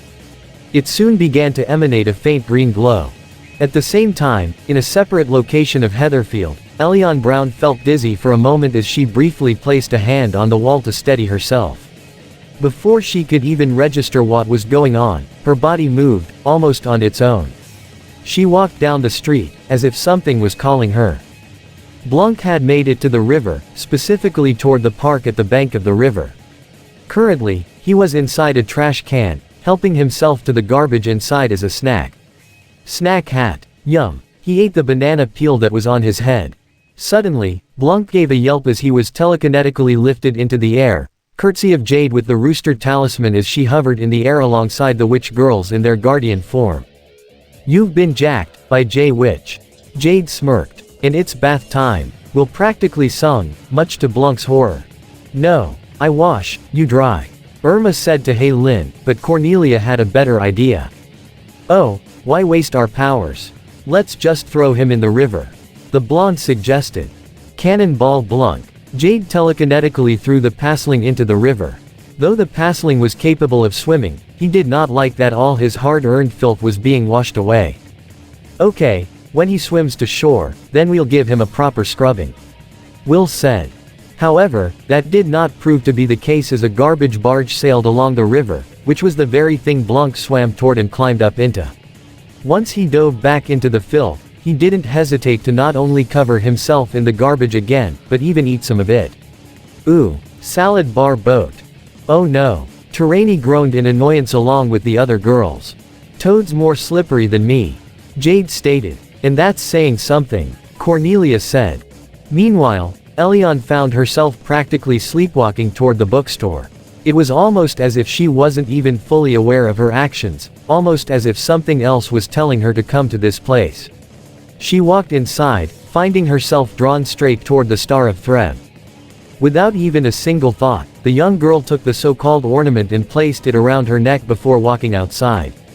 This did not go unnoticed by the disguised Cedric, who could only sneer evilly. So, the sister of Phobos is finally identified. Now it's only a matter of time. However, Cedric was not the only one who took notice of this. Less than a block away, further down the street, a single black van remained parked along the side. But this wasn't just any ordinary van, it was a small observation point controlled by Section 13. Ever since it was revealed that the bookstore was built on an inversion point between Earth and Meridian, Jackie had talked with Captain Black about a possible hiding spot for Cedric. So, the head of Section 13 had an observation team placed there to keep tabs on who goes in or out. So far, they have not seen the owner's face, and it only seemed like citizens would come in and out so far. But that still didn't stop them from taking pictures of each person, which included Elion wearing the Star of Threb around her neck. Meanwhile, back at the river, the Guardians and Jade hovered in the sky above the moving garbage barge where Blanc was practically nesting. Oh well, I guess we could swoop down and give him a good scrubbing. Will suggested. But he'll see us coming a mile away, Terani said. And so will the guys on the barge. No problem. The hovering Jade brandished a third talisman, the snake talisman. That's why I brought this puppy. The snake talisman, Hey Lin exclaimed. Jade, how many talismans did you steal? Cornelia exclaimed. Not stolen, borrowed, Jade corrected. And it's only these 3. You know we're gonna have a serious talk once this is done. Will's eyelids lowered. Says the girl who transformed everyone else into guardians. Jade replied with a scoff. Rather than continue their argument, Will and Irma joined Jade's hands, as Terani held onto Will's hand, and Cornelia hers, while Hey Lin held onto Irma's hand. Jade activated the snake talisman's power and all 6 of them turned completely invisible. Let's get the little stink ball, Irma said as they flew straight down toward the barge. Meanwhile, at least a mile away, the Star of Threb around Elion's neck began to glow green and emanate an invisible green pulse which shot out like lightning. It stretched all the way from her location straight toward the river. As the 6 invisible girls drew closer toward the barge, they failed to notice the green energy surging through the skies to zap all of them. The heart of Kandrakar, as well as the snake, rabbit, and rooster talismans all briefly glowed green before the 6 girls turned visible and fell into the river. Blanc couldn't help but laugh as he saw the girls all fall. Blanc dry. Girls bath. What the heck just happened? Jade exclaimed as their heads popped out of the river. Maybe you dropped the talismans, Hey Lin said. Nah, got 'em right here. Jade held up all 3 of the talismans in her hand. Now come on, he's getting away. She tried to jump, trying to use the rooster's power to levitate, only to fall back into the river. What the? Jade, Terani asked in worry. You might wanna check the batteries on the talismans, Irma said in a nervous tone, despite the joke. Okay, invisibility. Jade held up the snake talisman, only for nothing to work. Super speed. Still nothing with the rabbit talisman. Her face practically paled in horror as none of the talismans were working. This is bad. Let's get back to shore. Hey Lin tried to fly up, but her wings didn't flap and she was unable to pull herself from the water, much to her surprise. Guys, I can't fly. Now the group was getting more than a little nervous. Irma, clear us a path to shore, Will told her. Irma held up her hands to try and clear the water away, only for nothing to happen. Nothing's happening. Will, we've lost our powers, Irma exclaimed as all 6 girls gasped. Okay, let's not panic. Let's not panic, Will said as they swam to shore. Not panic. Your powers aren't working, and the talismans are suddenly duds, Jade almost shouted. I'd say it's a pretty good time to panic. But why don't we have a panic attack after we change back to normal? Cornelia suggested. Will took out the heart of Kandrakar, which had ceased its vibrant glow. Change back. Nothing happened. This caused all 6 girls to look in absolute fear, as it would appear that even the heart of Kandrakar was rendered powerless. Bad day. Meridian. What could be considered a relatively peaceful day in Meridian, grew much more ominous as dark clouds fell over the castle town. All the people looked up toward the dark clouds as thunder rolled and lightning struck. It would seem that a storm was coming, but not a natural storm. Phobos and Daolan Wang stood on the balcony as they observed the change in scenery. Clouds of thunder that do not bring rain, Wang observed, often portrayed as an omen of a growing darkness. Cedric, in his monstrous serpent form, came onto the scene. "Tell me," Phobos demanded. "Tell me the Star of Threb has located the girl." She took it, placed it around her neck. Cedric confirmed with a hiss. Phobos couldn't help but chuckle. "Soon, all of the power of Meridian shall be mine." As Phobos basked in his apparent victory, he failed to notice a dangerous glint on Wang's eyes. "Yes, savor this small victory, fool. But you will soon learn that it is not you whom this realm will bow to, but me." Earth. With Jade's cell phone, the girls were able to call Jackie to pick them up from the park, where he drove them back to Uncle's Rare Finds, where Uncle and Toru were waiting. Yan Lin had also been called in as well once she heard the situation. Of course, the girls had to explain to Jackie why they were stuck in guardian form, and why Jade had 3 of the talismans. Though Jackie was disappointed with them, that was not even the worst part of the scolding. "Ow, ow, ow, ow, ow, ow." Will, Irma, Cornelia, Lin, Terani, and even Jade, all rubbed their foreheads as Uncle delivered his titular dope slap to all 6 of them. "How many times must Uncle tell you? Magic must defeat magic. Not smelly passling," the elderly Kai wizard shouted. "Yeah, we get it, we're bad guardians," Cornelia said. "But what the hell happened to our powers? Even the talismans don't work." Jackie just got off the phone. "I just spoke with Captain Black. It's not just the ones Jade took, the other talismans are not working." "All of the talismans?" Toru questioned in surprise. "How is this even possible? But I didn't even have the other talismans on me," Jade complained. "You were not supposed to have any of them on you, Jade." Jackie scolded. "How many times must I say that the talismans are only supposed to be used for emergencies?" "Well," Lin said nervously, "you did notice how bad Blunk stunk up the neighborhood, and my parents had the health inspector coming. So, it might not have been Phobos or Valmont or anything, but it was kind of an emergency." "Jackie, look, Will began. "I know we all screwed up here, Jade especially." "Hey," Jade protested. "And we're sorry, but we had no control over our powers suddenly turning off on us." Will continued. "We really need your help if we're gonna fix this." "Of course," Jackie assured. "But we need to know what the problem is before we can solve it." "Well, don't you guys have a Kai spell, or a cream, or roll-on or something?" Irma questioned, only for Uncle to dope slap her once more.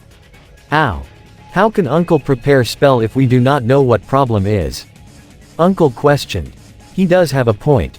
Terani seemed to agree. Yan Lin began to think. You've lost your powers, as have even the talismans, and we know that Phobos is searching for his heir." "Phobos is responsible for this?" Jackie questioned. "Could this also be the work of Daolan Wang?" Toru also wondered. "Perhaps neither of them directly." Yan Lin explained. "There is a story of a long-lost stone. Back when Meridian was a peaceful, happy place, a young girl, Wira, the heir to the throne, and Phobos, mother, wandered from her parents and was lost. Her parents were frantic and beseeched the mage for help. The mage used the heart of Kandrakar to create a locator stone, a 7-pointed star. This star had the power to summon one who is lost and render powerless anything or anyone that may prevent that person from returning home. But if activated, the star could never be destroyed and might one day serve their enemies. Despite the risk, Wira's parents used the star's power. Wira was drawn to the star, it guided her safely back to her family. Her father threw the star into the volcano of Threb, hoping to destroy it, or at the very least keep it away from their enemies. I am assuming that this not merely a legend. Jackie had a bad feeling he knew what was coming. Correct. Yan Lin confirmed in a grave tone. If Phobos found it, this explains the loss of your powers. The Guardians are trying to prevent his sister's return home. But what about the talismans? Jade asked. And how come they're all not working? It is possible the star senses the power of the talismans is a potential threat to missing heir. Uncle assumed. And thus, all 12 are rendered powerless with the heart of Kandrakar. How long will they be powerless? He Lin asked. It could be an hour. Yan Lin replied, much to the relief of the girls, as well as Jackie and Toru. Or it could be forever. That stuck all of them like a horror show. You mean the, really, long forever? Cornelia stuttered in fear. Loss of power not important. Uncle quickly stated. The reason for loss of power is, with the power of the Star of Threb, the forces of darkness have likely found the lost heir to Meridian's throne. It was then, they all knew the gravity of their situation. Bad day, Jackie said. I already said that, Will commented. Sometime later, Caleb had arrived at Uncle's rare finds once Yanlin called him. After telling him about the situation, the young rebel was more than willing to help, albeit showing off his pride as well. So, you came to me for help. Caleb commented. That was smart, real smart. Now if only you were smart, real smart. Cornelia grumbled. That's enough. Jackie broke up the disagreement before it could start. Caleb, can you tell us anything about the Star of Threb? I don't know much about the star, only the stories around it. Caleb began as he pulled out a map of Meridian and placed it on the counter. But I do know about Phobos mining operation at the volcano of Threb. How can you mine a volcano? Jade questioned. Wouldn't you get burnt alive by the lava? The volcano's been extinct for years. Caleb explained. And it seemed Phobos was digging for 3-byte, it's a fuel, but it seems that wasn't his main target.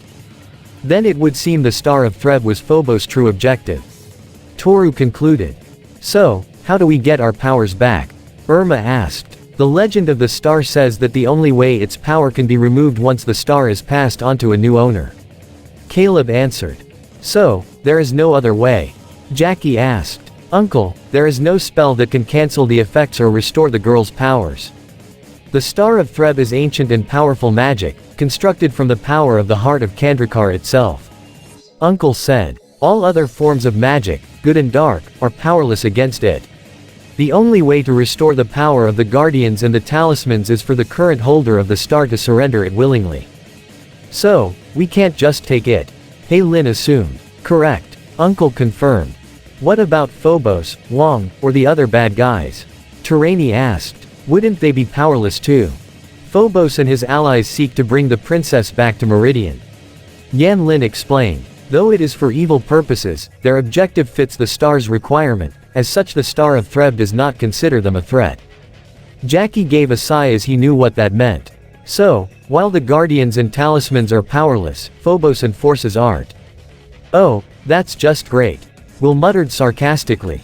Meridian, Phobos Castle. Daolan Wong stood before a large magical map of the realm of Meridian as he had something to show Phobos. My prince, the Shotokan have discovered a new portal. The Dark Wizard pointed to the location on the map. It is just outside the Earth City within solid rock. Phobos smiled evilly as this was the perfect opportunity. If the star has chosen correctly, the guardians are powerless, even with human lives at stake. My sentiments exactly. Wong agreed. What should you have me do, my prince? Phobos took out a potted plant which appeared to carry a form of Venus flytrap, only the mouths were much more active, looking to bite and devour anything that wandered into their jaws. Put this through the portal, use your magics. As you wish. Wong sneered. Earth. Daolan Wong appeared in a small puff of blue smoke, having passed through the portal onto Earth. The Dark Kai Wizard appeared to be below a train track bridge. He took out the plant Phobos had given to him and threw it toward the ground. Wong then began to recite a dark chant before he cast his dark magic from his scepter onto the plant, causing it to grow exponentially. The massive, carnivorous plant coiled itself like a snake around the brick abutment and began to devour the wood and metal on the bridge. Meanwhile, Blanc dug through an old cart filled with coal when he heard a monstrous call. The pasling ran out of the tunnel he was in and saw the giant plant beginning to devour the plant as well as the laughing Daolan Wong below the bridge. Not good. Uncle's rare finds. As Uncle worked with Toru and Yan Lin to prepare a special type of Kai spell, Jackie had provided some tea for the young girls in order to ease some of the stress they had been feeling. Thanks for the tea, Jackie. Terani said. Even though we messed up. While I will say that I do not approve of the reason you choose to use your powers, it was at the very least for a relatively good cause. Jackie said. As opposed to cheating or anything like that. And to be fair, I cannot stand how Blanc currently smells either. Thank you, Irma exclaimed. Glad to know it's not us. So, what's Grandma, Uncle, and Toru up to? Yan Lin asked as they looked towards the back. Though they might not be able to restore the power of the heart of the talismans, they're working to prepare a special Kai spell that will still enable them to fight if Phobos or anyone tries to take advantage of this situation. Jackie explained. Yeah, cause if I were a bad guy, I would totally do something bad right now. Jade added. Cornelia found herself looking into one of the mirror antiques in the shop.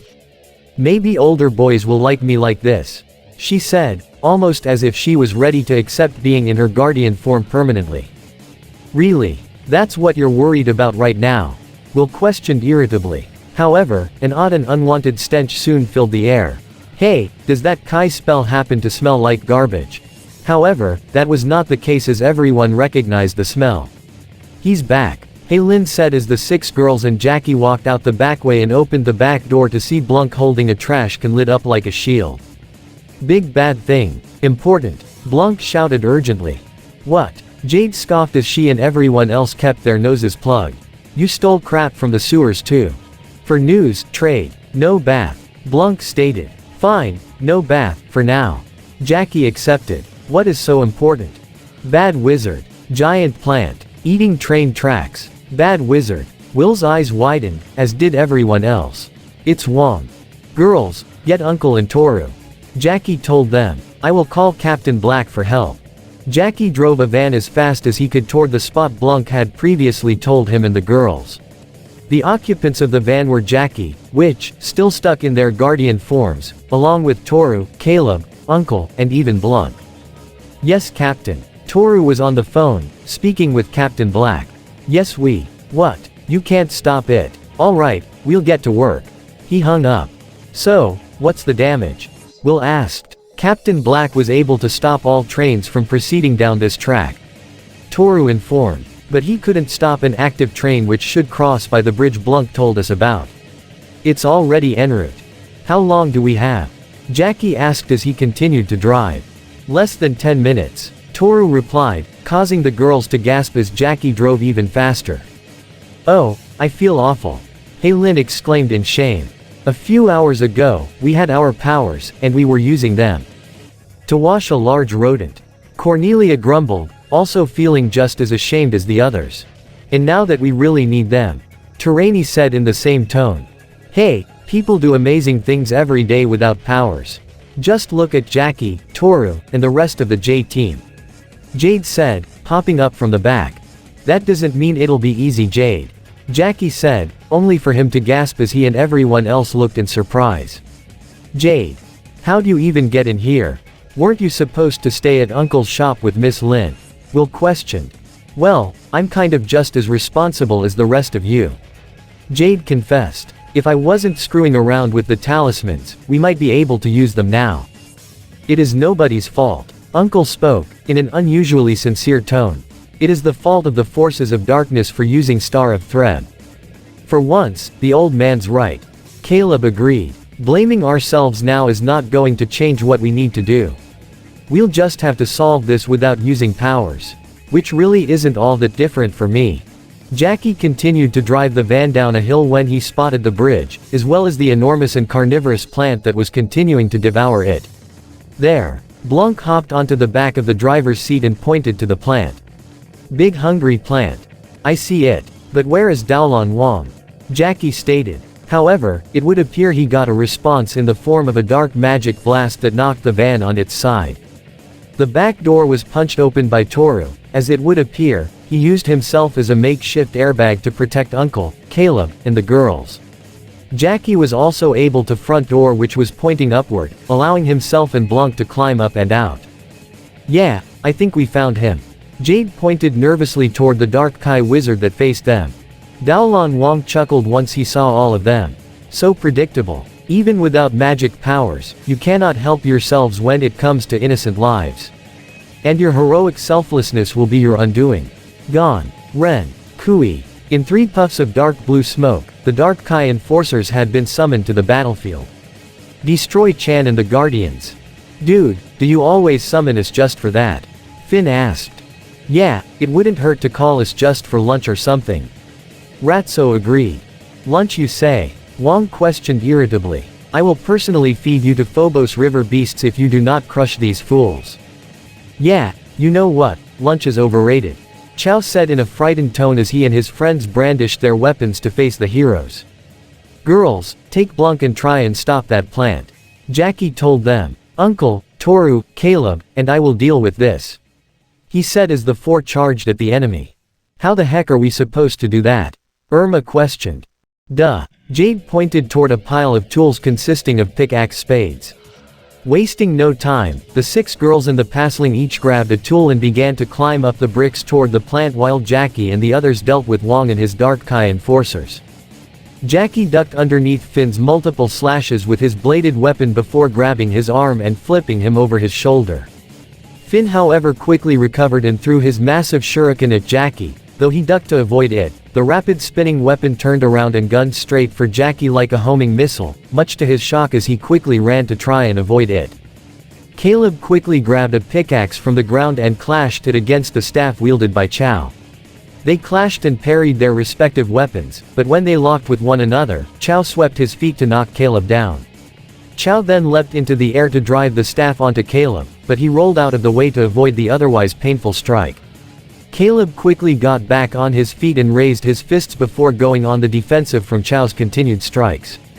Toru charged straight for Ratso, but the Dark Kai enforcer swung his mallet into Toru's gut, sending him flying across the area and rolling onto the ground. The sumo groaned as he rubbed his head but was quick to react upon hearing Ratso's charging yell. Right as he was about to swing his hammer down on him, Toru grabbed Ratso and used his own momentum to haul him over his shoulder, sending him crashing onto the brick wall. However, it would appear Ratso was much stronger as a Dark Kai warrior, because he was quickly able to get back up and attack Toru once more. At the same time, the 6 girls and Blanc had made it closer toward the top where the massive plant had coiled itself around the train tracks. They didn't waste any time to try and hack at the plane with their makeshift weapons. However, while they were able to cut through the outer layer, it was quite tough and would take more than a few hits to deal any significant damage. One of the plant heads was about to chomp down on the only non-guardian girl present. Jade, look out. Cornelia called just in time as the head thrusted at Jade, but she was able to beat it back by swinging her shovel. Back off, plant man, I got a shovel and I'm not afraid to use it. Jade swung it again, only for the plant head to duck and headbutt Jade, sending her falling off with a scream. Fortunately, she didn't fall very far as Will had reached over to grab her by the leg and pull her back up. Thanks, Will. No problem, Will replied before the two resumed their attempt at cutting the plant. Blanc appeared to be next as he tried to cut the plant with his pickaxe, only for a separate plant head to ensnare him with its elastic tongue and attempted to devour him. It ate Blanc, Irma exclaimed. However, the plant head didn't appear to like the taste of Blanc's unhygienic form before it literally chucked and spat Blanc out like a loogie all the way to the ground, much to the Possing's own disgust, and the girl's surprise. Huh, guess it's a good thing he didn't take a bath. Hey Lin observed. Less talking, more cutting, Will exclaimed as the girls continued to try and cut at the roots of the plant while also fighting back the hissing plant heads. Daolan Wang laughed as he saw not only the Guardians in such a predicament, but even his Dark Kai enforcers having Jackie, Toru, and Caleb apparently on the ropes. Who would have thought that the meddlesome Jackie Chan and even the mighty Guardians of the Veil would be bested by a simple plant? Hothka. The Dark Kai wizard saw Uncle standing in front of him while also aiming a dried lizard at him, but Wang didn't appear the least bit intimidated. I can see where Chan got his foolishness from. What hope can a powerless novice like yourself possible? He was quickly cut off by a blast of green Kai magic from Uncle's dried lizard, knocking him down. Dark wizard talks too much. Uncle said. But I will shut him up by giving him a piece of Uncle. Wang got up and looked in surprise. How? The Star of Threb should have. Star has power to prevent outside forces from harming missing heir. Uncle said. But this stun spell was made after Star's power was activated. And is not being used to harm heir, but to kick evil butt. Wong snarled. Clever, but it'll take more than a simple stun spell to defeat me. He threw out his scepter to blast multiple dark magic bolts, but Uncle proved nimble enough to avoid the bolts as he shot more stun blasts at Wong. Meanwhile, Jackie continued to dodge Finn's attacks and found himself backed into a literal corner as Finn tried to slash his weapon down on him, but Jackie grabbed Finn by the arms and tried to press back against his own strength. However, Jackie soon heard the sound of the incoming train. It would be here in mere moments, causing him to look rather nervous. Back at Cedric's bookstore, the disguised shapeshifter turned around when he heard his store's door open to reveal Elion wearing the Star of Threb around her neck as she walked into the store. "May I help you?" he asked with a knowing smile. I think I stole this jewel from your window display." Elion confessed in an embarrassed and ashamed tone, looking at the star. "Oh, it's not a jewel. It's practically worthless," Cedric said, trying to sound forgiving, while also hiding the fact that it was currently negating the Guardians' powers in their life and death situation they were facing at this very moment. "I don't know why I took it, it's not like me." Elion removed it and handed it back to Cedric. "Here, it's yours." "No," Cedric voiced in surprise, but quickly hid it. "You should keep it." "Nah." Elion shook her head as she backed away. "It kind of freaks me out." She, however, spotted something on a table that caught her attention. "Are those school yearbooks?" Cedric hid his frustrated expression. No doubt the Guardians would get their powers back since Elion willingly gave the star away. But it was a small defeat, since he knows who his target is now. He put the star away and put on a friendly facade as he answered the girl. "Yes, I believe so. I'm afraid I'm rather disorganized.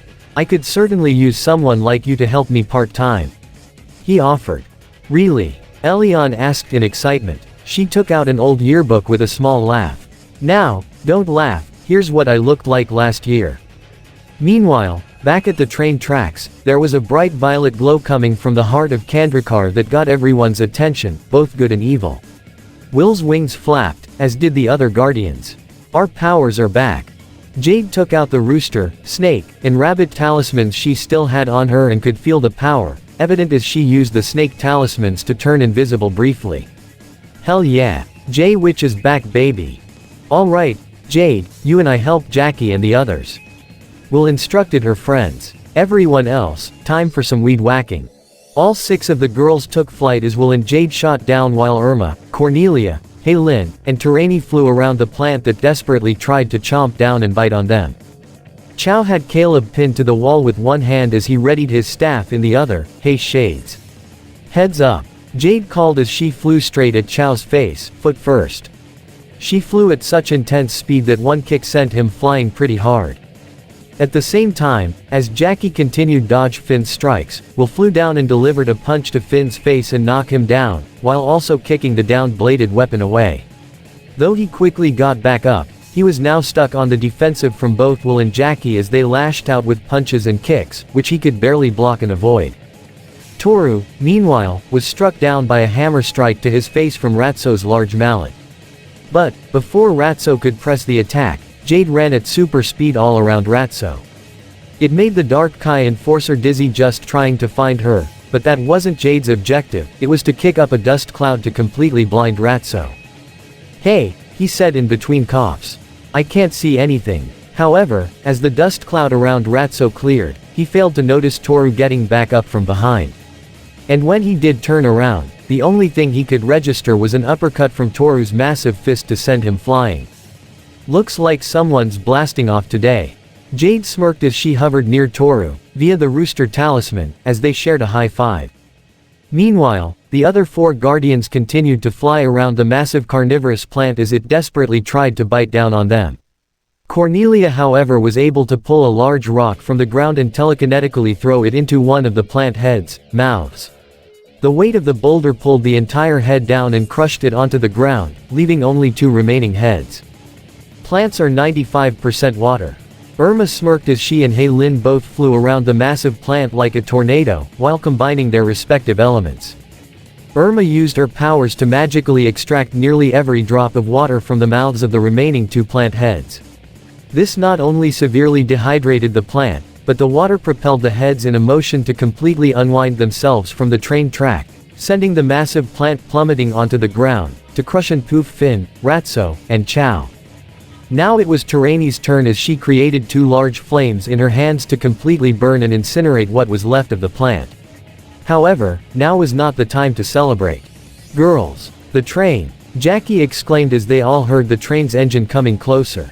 Oh man! Jade exclaimed. I knew I should have brought the Ox Talisman. Don't worry Jade, we got this. Will said. Toru, we might need your help. Toru nodded in understanding. Alright, get me up there. Both Will and Jade grabbed onto him, and though Will was much stronger than Jade in her own guardian form, the two of them together were able to quickly lift the large sumo up onto the ruined train track. The bridge was still in relatively good shape, but the steel rails needed to be fixed as they were bent all out of shape. Will and Toru wasted no time in using their own strength to press the rails down while Terani produced a flame on her finger to try and weld one rail together as the train was only seconds from arriving. Terani just finished welding the final rail as she and Will grabbed Toru and pulled him out of the way just as the train passed by. This caused all the flying girls and Toru to breathe a huge sigh of relief. Wow, just in time or what? Hey Lin said. Save the celebration, we're not done yet. Will told everyone as they looked directly downward to their only remaining enemy. Daolan Wang and Uncle clashed beams of their respective Kai magics while reciting their own chants. And even though Uncle could only manifest stun blasts, this was enough to keep Wang occupied and leave him open for an attack. Daolan Wang. The dark wizard turned to the side to see a flying kick from Jackie to hit and send him skidding across the ground. Wang soon found himself at the feet of Caleb with Blunk standing over his shoulder. Wang tried to pull himself up, only quickly found himself surrounded by Will, Irma, Jackie, Cornelia, Jade, Terani, Heilin, Uncle, and Toru as well. You can run Wang, but you can't hide. From J-Witch. Jade said with a triumphant smirk as Irma, Terani, Cornelia, and Heilin readied their respective elements. Your powers have returned, Wang observed, although he didn't appear the least bit intimidated or angry. No matter, the star has served its purpose. Savor this empty victory, for it will likely be the last you will ever experience. He threw his scepter out to cast some dark blue smoke to envelop himself right before he vanished as it cleared. Oh yeah, then why are you running away? Cornelia called out to him despite the fact that he was gone. Because he was correct, Uncle said in a gravely serious voice. If your powers have returned, it is because the current holder of the Star of Threb has given it to a new owner of her own accord. Which would mean, that Phobos has learned the identity of his sister. Toru said in realization. And we still have no idea who she is. Jackie added in an equally grave tone. It was then that any celebratory mood any of the heroes had, quickly died, realizing that while they have won the battle, they might have just lost the war. Meridian, Phobos Castle. Both Daolan Wang and Cedric had returned to Meridian to report to the Dark Prince.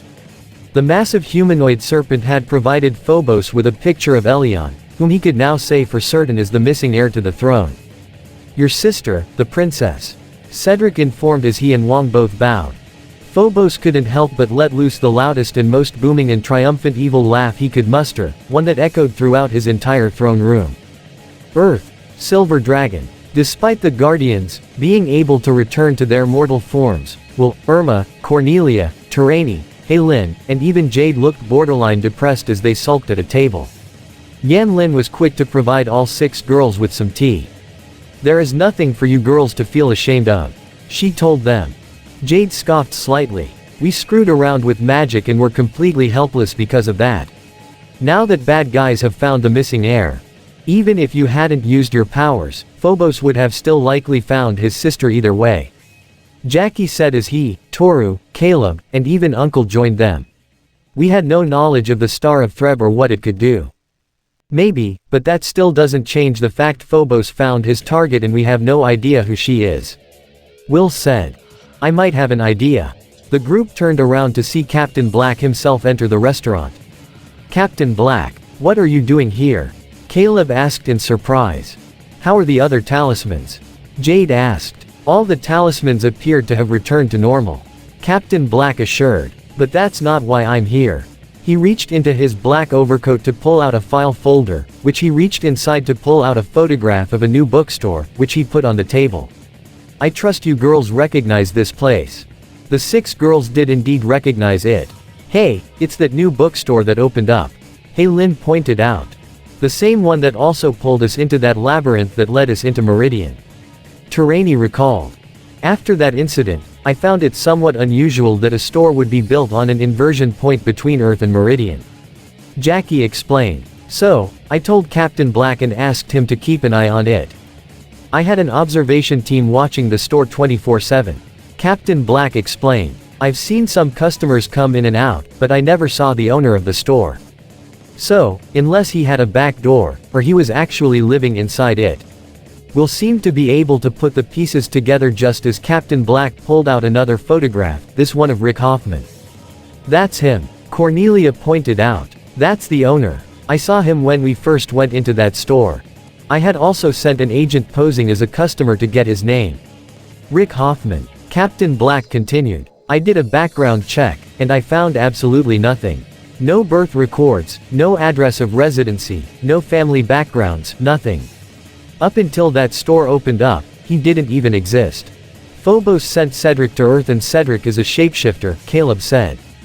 "Wait, that's Cedric," Irma exclaimed. "It would appear so." Jackie nodded as he, Caleb, and Toru narrowed their eyes at the photograph. "Huh, for an evil shapeshifting man-snake, he looks pretty good," Jade commented. "Okay, but how does that help us find the missing heir?" Terani asked. Captain Black pulled out another photograph. "This one was taken earlier this afternoon. And you said the artifact that nullified the talismans, magic, was a star. Would this be it?" He showed them the photograph of Elion wearing the Star of Threb. "A 7-pointed star, that has to be it," Yan Lin stated. "But, isn't that Elion?" Will asked in surprise as her eyes widened in realization. "Wait, don't tell me. If she is wearing the Star of Threb, and if the legend about it is true that all other forms of magic used to prevent the heir's return to Meridian is true," Toru began as it all began sink in for the entire group. "Elion is Phobos, sister," Jade practically screamed as all the girls gave audible gasps. The most shocked appeared to be Cornelia. "Our classmate is a Meridian princess."